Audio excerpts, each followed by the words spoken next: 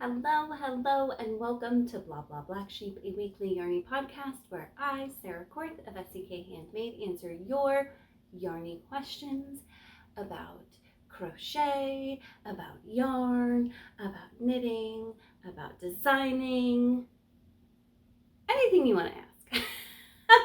I'd love it if you'd ask a question. There's a link in the show notes below where you can do that super easily. So when this is done, do it to it. Or like after you bebop out of the shower someday, because I don't know about you, but that's always where I get like the questions come or the ideas come, or just shoot a question over real quick and I'll answer it in a future podcast. Yay! I'm gonna wear my Zoe shawl today. You guys, I've noticed that I'm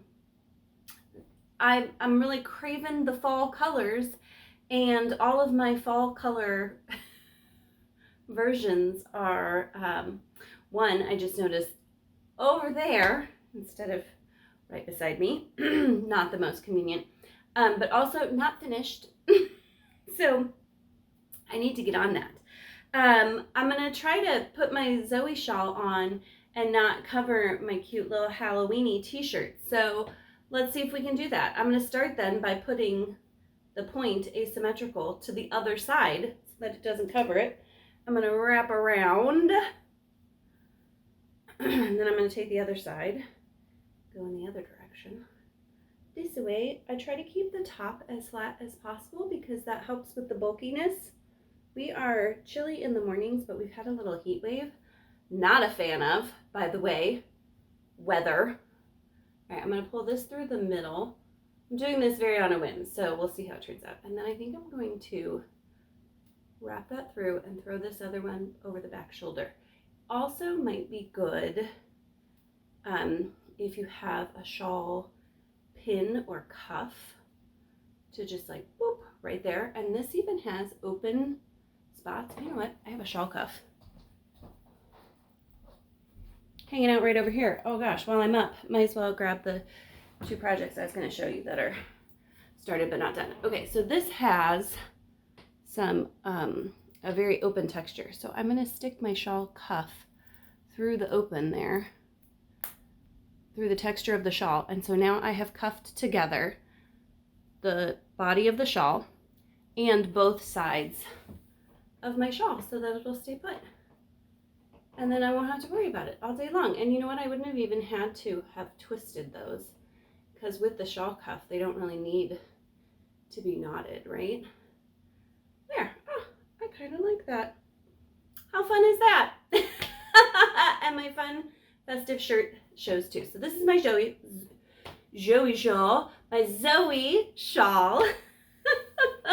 And I'm making another one in fun fall colors. So I have this gorgeous kind of mossy olivey green. When I caked this yarn up, I thought it was pretty uniform, but it's got lots of variation in it, which has been just a really fun to work up, because each time like a new color comes through the ball, I'm like, oh, that's fun. And then my edging is going to be this nice denim-y navy. So this one's going to be far less bold, more neutral. I'm excited to wear it with all the things.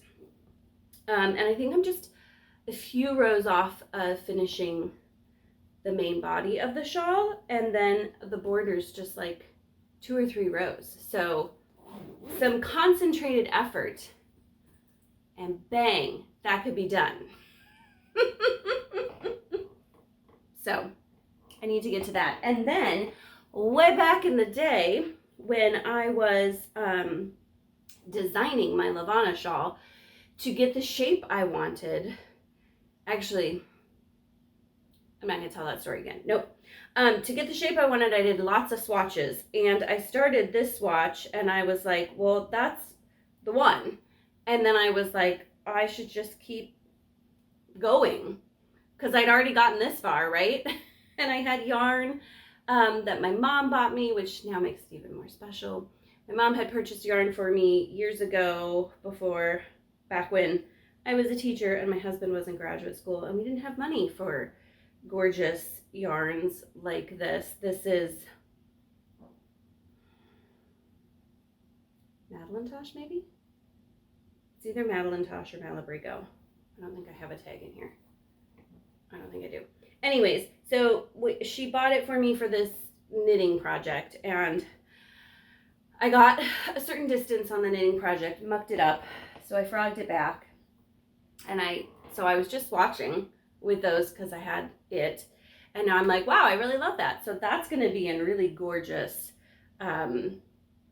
fallish, more jewel tone than neon-y colors. So I should get that done because that'd be real pretty to wear too.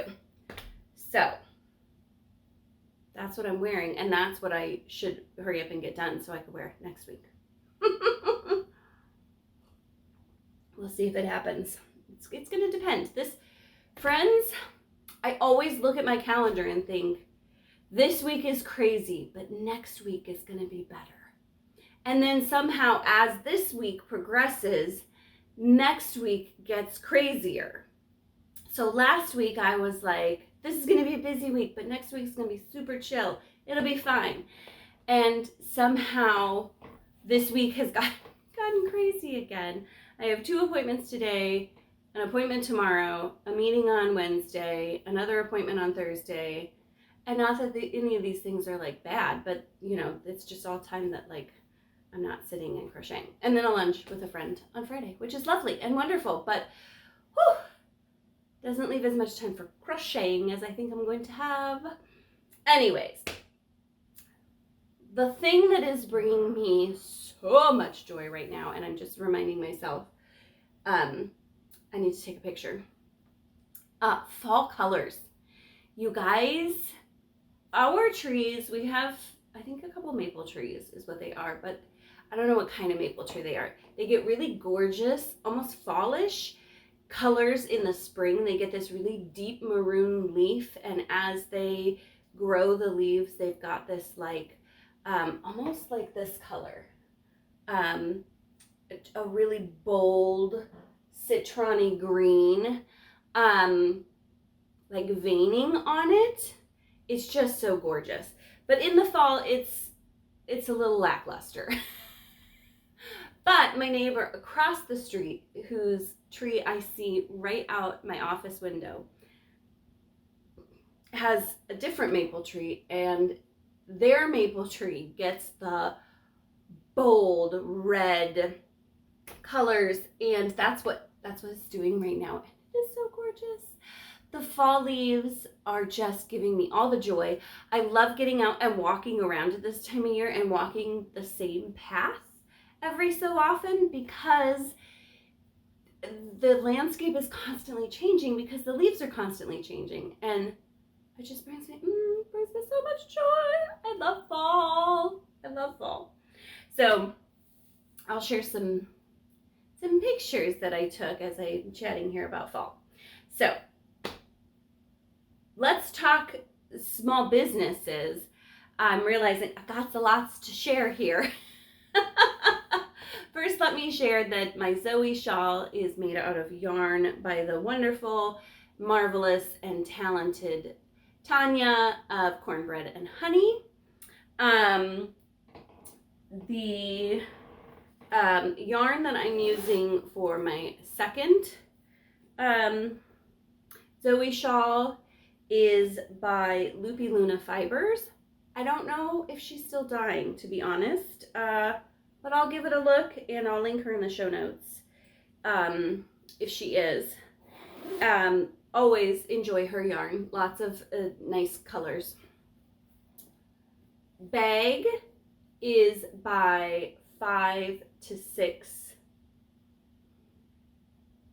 Handmade.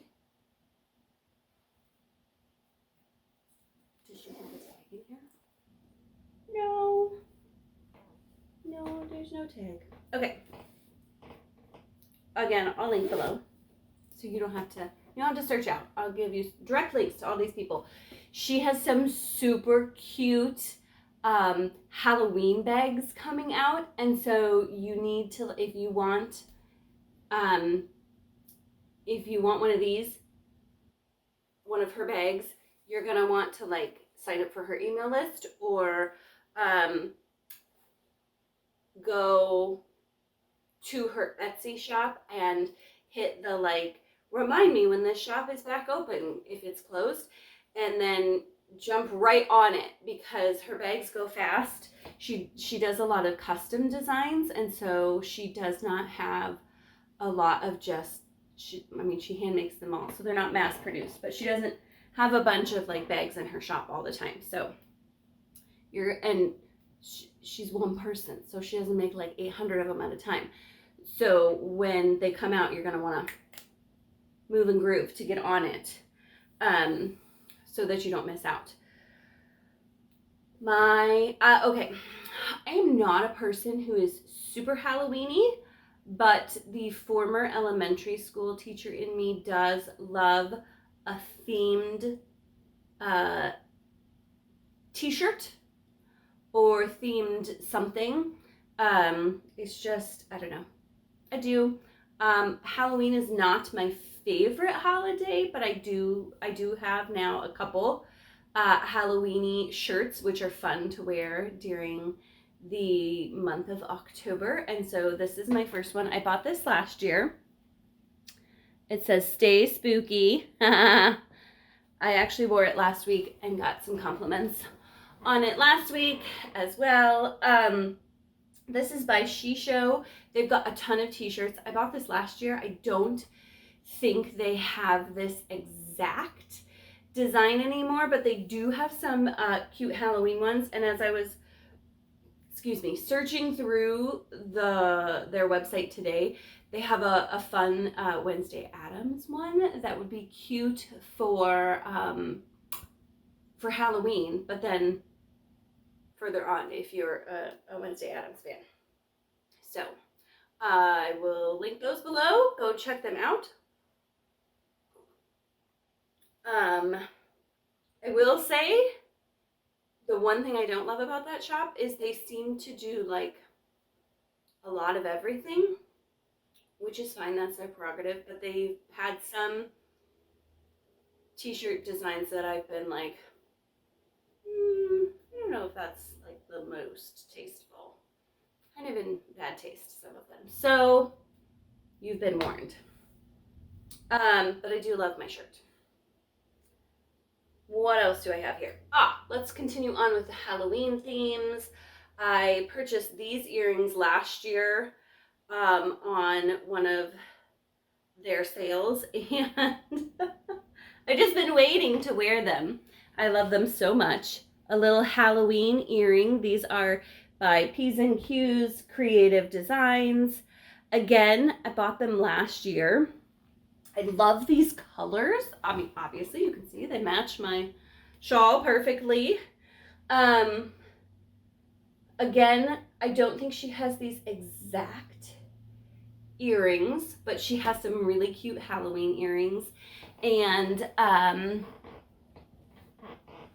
fall themed earrings, so like pumpkins and leaves and stuff like that. So definitely go check out her website. I met her.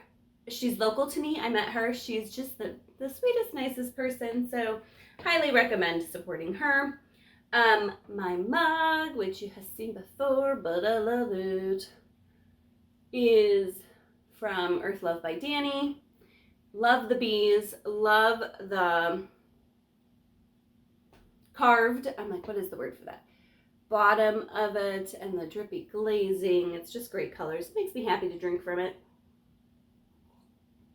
She has been I've not met her in person, but as I've been posting things of hers on the Bla Bla Black Sheep Instagram page, I've been tagging her and she's been super supportive and really kind. So that's always lovely. So high quality stuff. Seems to be a very nice, supportive of other makers kind of person too. So yay. Love that. Okay. I just want to double check to make sure I got all the small businesses. No, I did not. Because I grabbed a few I wasn't expecting. Like my bag and then yarns and whatnot. Okay, so my shawl cuff I showed you last week, but if you didn't catch last week's, then you probably didn't catch who it's by. And I have to say, okay, this is somebody that I met at the Appleton Arts Festival, and they had one name on their tent maybe, but then when I went to search that name, it linked me to a different website with a whole different name. So I told you one name last week, and then the link in the show notes was a different name, but it was the correct person. Long story short, Peter Paul Jones is the leather maker who makes the shawl cuff and lots of other gorgeous leather things. I did talk to them. I don't know if it was a partner. I didn't talk to him, but I talked to someone that was at his booth, and she was lovely to chat with. So I do highly recommend. I got this one at my local yarn shop, casting on, but when I got one at the arts festival that fits nicely around my wrist, so I can use it as a bracelet and a shawl cuff, and I love that it like double duties. So just something to think about if you order from them. You may want to measure your wrist and see like if the size of your wrist would also be a good shawl cuff. Then you can order in sizes and double duty it. Yay. All right, I have a couple announcements for you. I'm going to do an order of their appearance because one has already started and one is about to start. So let's talk about the one that's already started. My friends, I'm so excited to be a part of the Crochet Cancer Challenge hosted by Sweet Potato 3. This is my 3rd year doing it, not 6, 3. She's been doing it for many, many years, and it is such a wonderful event.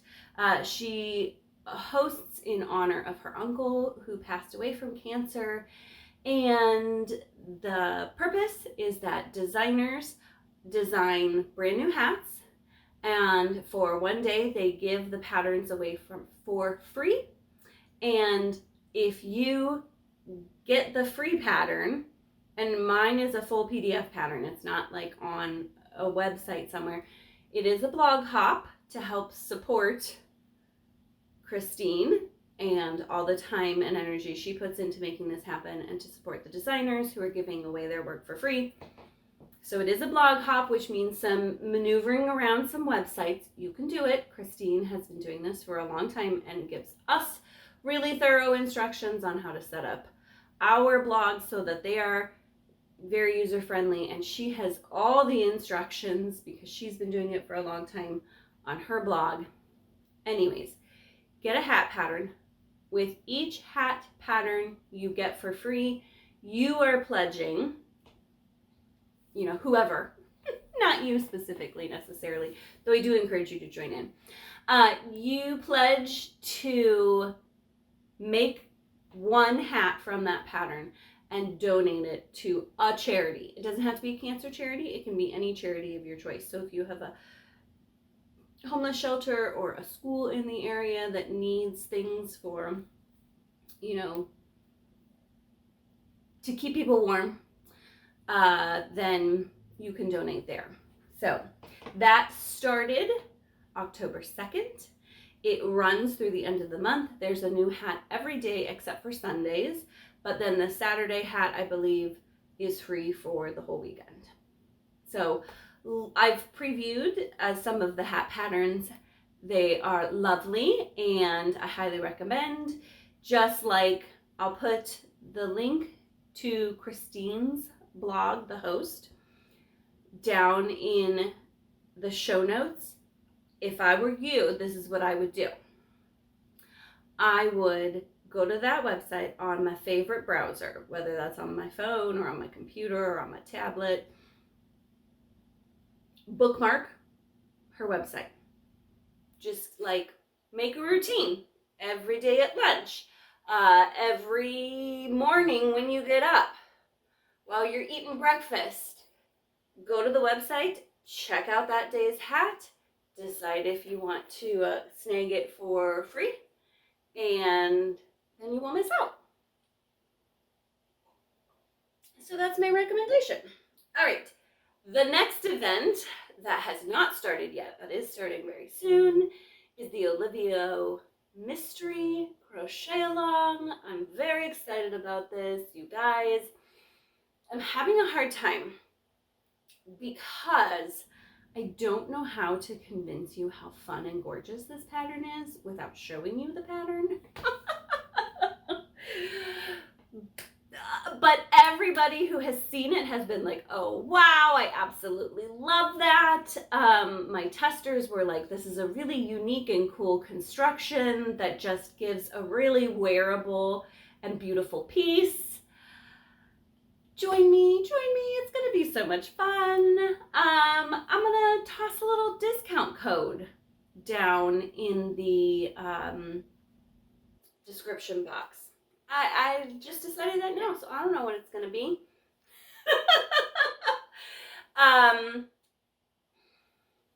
Yeah, I'm not gonna make it up now either. So if I think of it, I'll put it up here.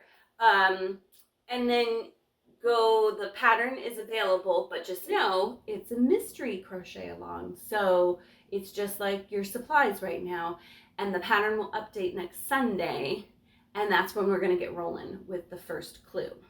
So I'm so excited. I hope you'll join. I just finished up, but I'll just tell you right now, there's a bonus pattern for those who participate. So I just finished that up last night. I got a couple people who are gonna test it for me, who already tested the main pattern, and so then they're gonna have a fun little matching set. Anyways, so all the links in the description below. Join my email list if you don't want to miss out on any of the details. That's gonna run October 8th through the 29th. I'm gonna gather up some prizes. It's gonna be a lot of fun. It's gonna be a lot of fun. So I hope you'll join us. Okay, let's talk questions.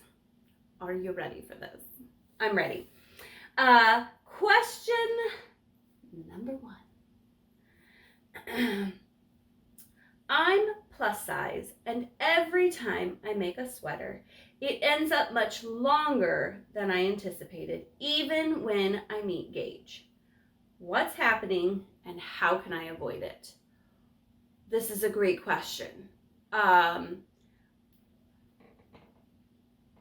This is something that experience brings, at least kind of like that this is a problem.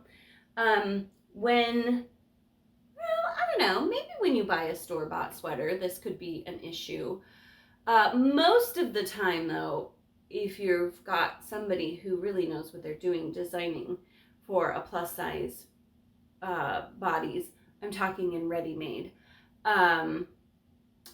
they have negated this by the fabrics they choose and the fabrics they choose.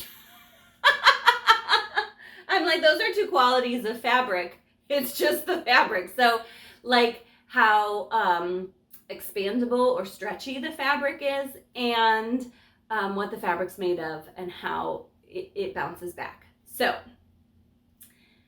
as a designer though, designing for people who are then going to take this and make it on their own,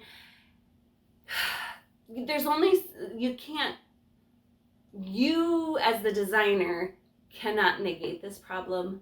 The maker of the actual garment has to negate the problem. So what is happening is you're making your sweater, and as a bigger person, the bigger the person and the bigger the item. So if you're a big person, but you're making a cropped tank top, like that's not a lot of fabric, right? So you're not gonna get as much stretch. But if you're making a cardigan that comes down to your hips, you've already got inches more of fabric.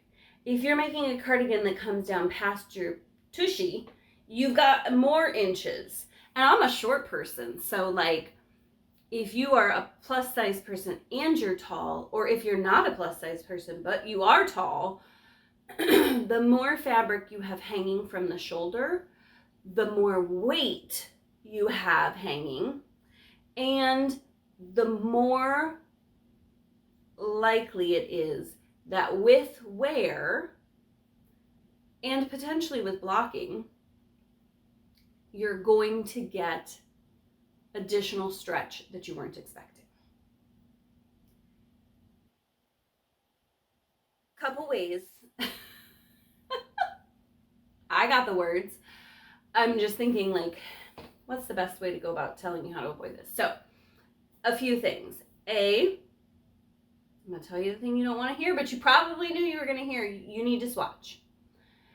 And when you swatch, you need to block your swatch how you're going to block/wash your sweater. So if you are making your swatch and you're doing the, I know people do this, the like, I'll just stretch it out a little bit and then I'll measure it and count it like it was blocked. That's not giving you the best information because you don't know. The last thing I blocked, the thing I blocked 2 times ago, I did all the blocking, I laid it out, I pinned it all in place really, really well. It stayed in place because I had so many blocking pins in it. And then I pulled the blocking pins out and it kind of bounced back a little bit. It shrunk in a little bit because of the yarn. You don't know if it's going to do that unless you've actually blocked. And then make a bigger block, make a bigger swatch. The bigger the better. And I know you're like, I just want to make my sweater. I understand that. But the only thing worse than wasting your time making a gauge swatch is wasting your time making an entire sweater that then you don't like because it doesn't fit. That's a hard truth. And I know when you're excited at the beginning of a pattern and you just want to go, you don't want to hear that, but hard truth. Make a bigger gauge swatch. Then the other thing that you can do that I've seen people do is instead of blocking your swatch flat, they will actually clip it on a hanger, put some clothespins on the bottom of it, and that adds to simulate the additional weight that, city truck just drove by. The clothespins then simulate the weight of the additional fabric that will be there when you're hanging from your shoulder all the way down to your knee or whatever.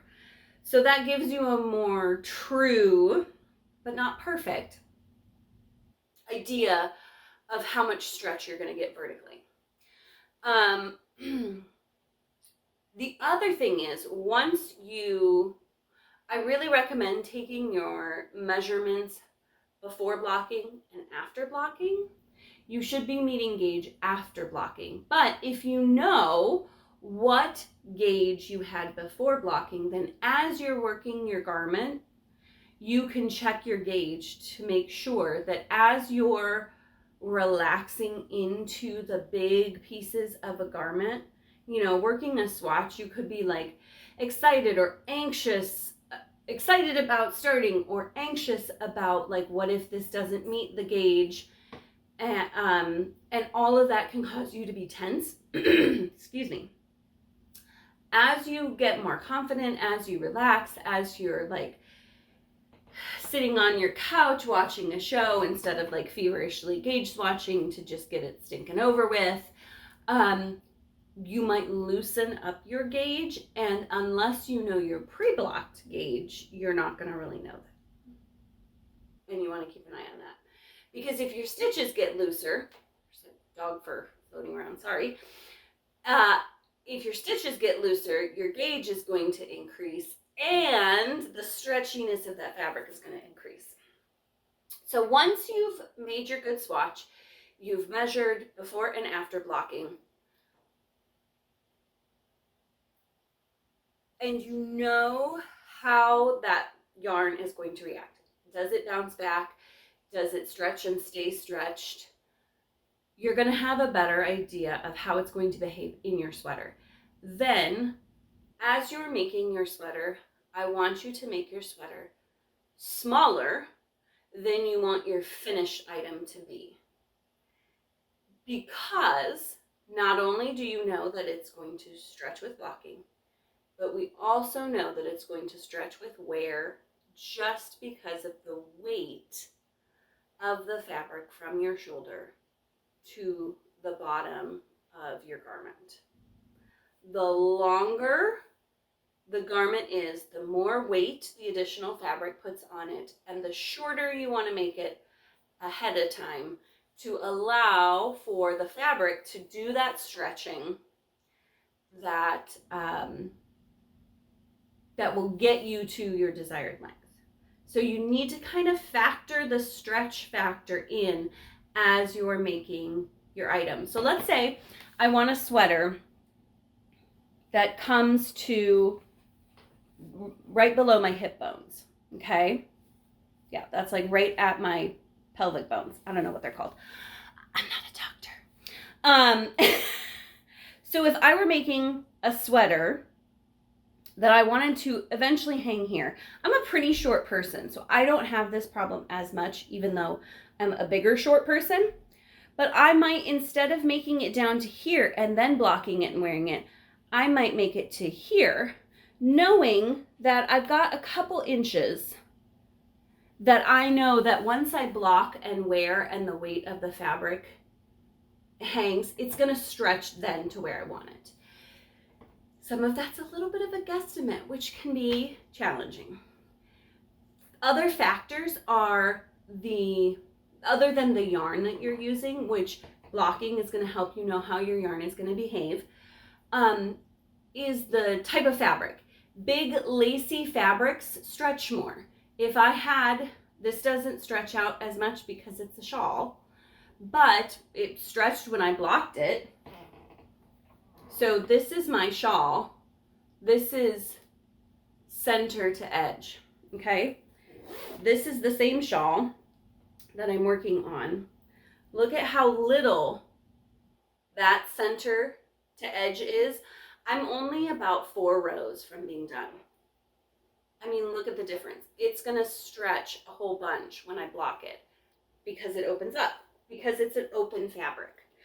But then if this was a garment, this doesn't have a lot of its own weight hanging on it because it's a fairly small shawl. Say that 5 times fast. But if this same fabric were then a cardigan, it would stretch out because of the openness of the fabric. If you have a more dense fabric, while it might weigh more as fabric because it's more dense, the structure of it being dense is going to hold it in place a little more. Okay? I know that that's not like a do these 2 things and it will always fit forever. And I know that's hard and frustrating. but with some experience and with proper preparation, my coffee's getting low. I better wrap this up. You can make garments that you really love. The other thing is if it might be a good idea that if you're making something from the top down, that maybe before you put the ribbing around the bottom, or if it doesn't have ribbing around the bottom, maybe you block it and see where it's hitting before you completely finish and weave in those ends. Because if it ends up too long, you can frog back, which you could still do with a fully finished top-down garment. I have reverse crocheted something, so I've unwoven it. That's not the word I'm looking for. I frogged it backwards, so instead of frogging from the way the stitches were made, you frog from the end where you started. It's a real pain in the patoot. You don't just pull something and it unravels. You have to like pick apart every stitch. So that's more challenging, and maybe that's then while you're getting a better feel for different yarns and different shapes and different structures. Seaming, I know we're like, no seams, I hate seaming, but seams do add structure. So picking a pattern that has seams up the side will help keep that fabric in place. Choosing what kind of seaming you do. Some seams are stretchier, some seams provide extra structure. Wow, I'm full of ideas. But you may want to then pick patterns that go from the top down, because then it's easier to frog back, is what I'm getting at. So I hope that this helps. There's maybe not nothing, but it's super frustrating, especially when you're a bigger person and it takes more stitches and more fabric and more yarn and more time and more money to put into a garment, and then to be disappointed in how it turned out. So I hope that these suggestions help. Keep bringing the questions, and if you have like a real specific question, you can send me an email or a message on one of the socials medias, and I hope it gets better, because I don't like people to be frustrated and annoyed and disappointed. So there you go, my 2 cents. 200 cents. I had a lot of cents on that one. Yeah. All right, this one should be a little bit of a faster question. Question number 2. I'm seeing handmade pumpkins everywhere, and I'm thinking about trying to make a few. They look kind of complicated. What do I need to know to make 1 or 10? I love that. Okay. Pumpkins are not hard. Handmade pumpkins are actually a very beginner-friendly project. Now, that depends a little bit on the fabric that is used to make the pumpkin. Generally speaking, though not always, but generally speaking, handmade pumpkins are just a rectangle of fabric that you seam into a circle, and then you cinch up the top and you cinch up the bottom, and then you use yarn that you pull tight. Look, you stuff it. You have to put stuffing in there. But then you use yarn and pull it tight, and that's what makes the little like indents of the pumpkin. So you're most of the time, not always, most of the time, you're not shaping those with the fabric, so you're not like increasing, decreasing, increasing, decreasing, increasing, decreasing. It's just a flat piece of fabric. So a couple things to think about. It's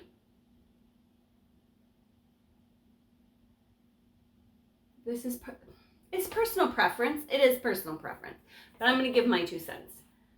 You want the fabric to be dense, because unless I'm feeling real fancy, which I'm not, but you might be, I don't want to have to line my pumpkin. So, Rebecca Haas has an adorable little pumpkin that is made out of lace fabric, and then she lines it with fabric, like cotton fabric, I think, and then shapes the pumpkin. I don't think it's complicated. I don't think there's a lot of sewing involved in it, but you have to have those 2 layers, because if you just have the lace and then you try to stuff it, you got stuffing coming out all over the place. Sometimes, just recently maybe, I've seen a pumpkin that has a more open stitch pattern, and then they just stuffed it with stuffing, and I can see with my eyeballs the stuffing through the fabric, the crocheted fabric. I don't like that. Again, personal preference though.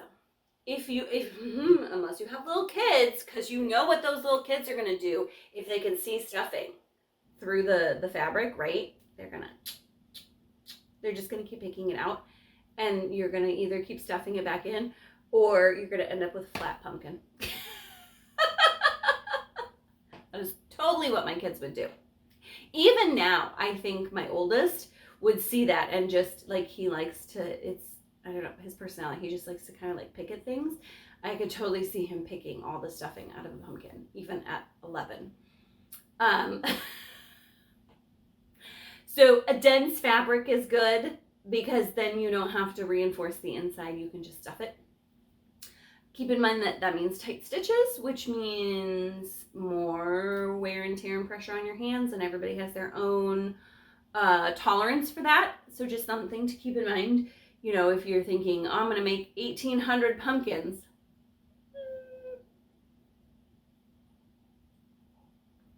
Don't be disappointed if you get through 3 and are like, that's good enough.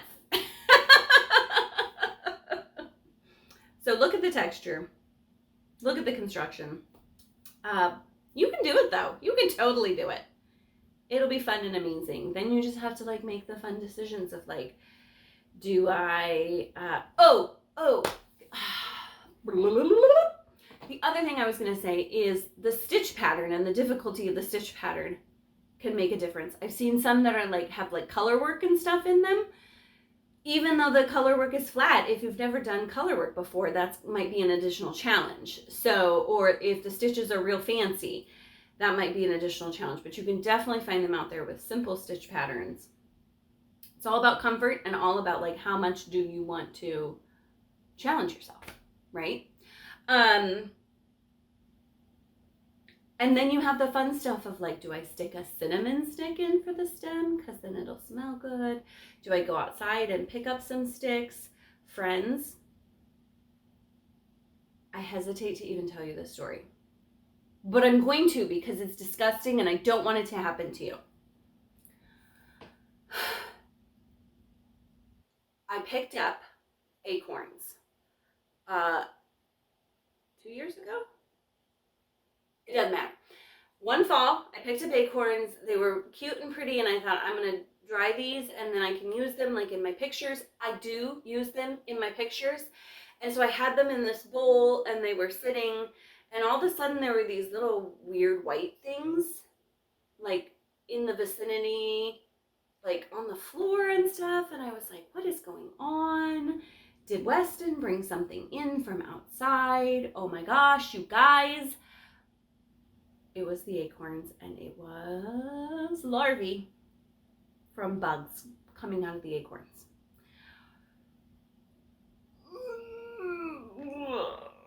So, go on Pinterest. You can gather these things and then bake them in your oven for a certain amount of time. Go to the dollar store, get a stick baking oven sheet. Grosses me out to think doing it on my, like, even though you're gonna wash it, and I'm not a very squeamish person, but like the thought of like baking sticks where bugs and stuff could be falling out on a sheet and then washing it up and then making cookies on it does not appeal to me.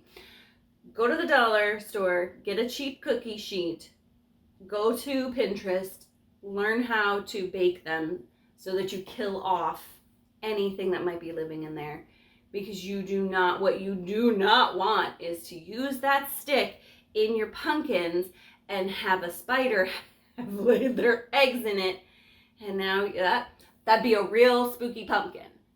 You've got spiders coming out. There are also all sorts of cute patterns for crocheted leaves that you can add on to pumpkins, which are fun if you want a challenge of like shaping, because the different shapes can be a fun challenge. Or I know there are several tag designers who do like leather, faux leather tags that go on the pumpkin. It's fun. So pumpkins can be a real blast. So give it a try. You can do it. I believe in you. You'll be great and you'll have a good time, I think. So good luck. Let me know how it turns out. If you make some, send me a picture, tag me in a post. I'd love to see.